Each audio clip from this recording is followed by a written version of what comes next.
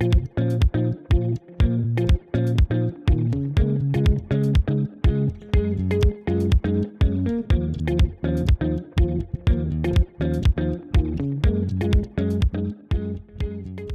of 1982, I was working at a Los Angeles ad agency, and I went to one of the early expo shows down in Anaheim at a hotel.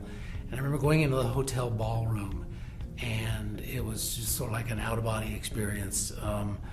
People dressed in all kinds of crazy gear, Levi's, very, very casual, a bunch of tabletops with botanicals and herbs and crushed up powders, and it was a whole new world, and I knew I was in for a wild ride. In 1994, I was at Nature's Way, and it was one of the epicenters of Deshay. Lauren Isleson was part of our team, and we were right in the middle of all the excitement. It felt like we were doing something important for the industry. It felt like we were fighting for our ability to talk about these products and their validity and their place in the marketplace.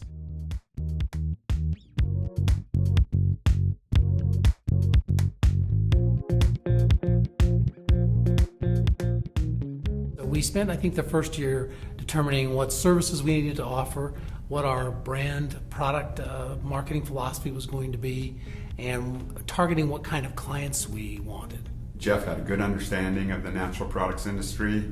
The rest of us were just learning and trying to get up to speed.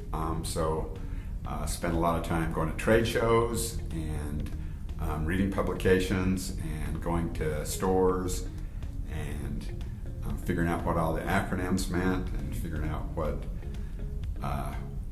claims meant, what we could put on packages and all that sort of stuff. So it was interesting.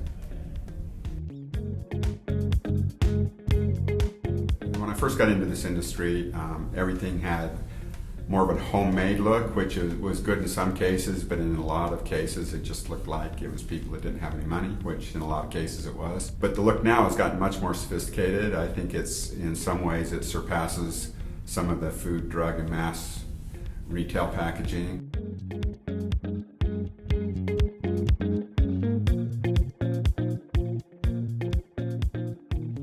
We really started out working primarily in the dietary supplement arena with both finished products as well as raw materials.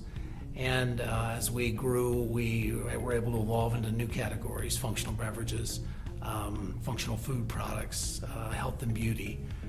And those were important milestones for us, is kind of getting into other product categories. The other one that comes to mind is when we brought on our first global international client, and our international business has grown substantially since that time.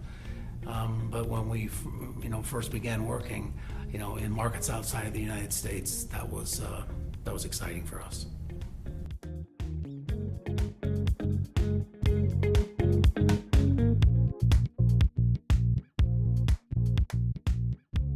I think you'll continue to see mainstream retailers starting to expand their organic departments and starting to add more products.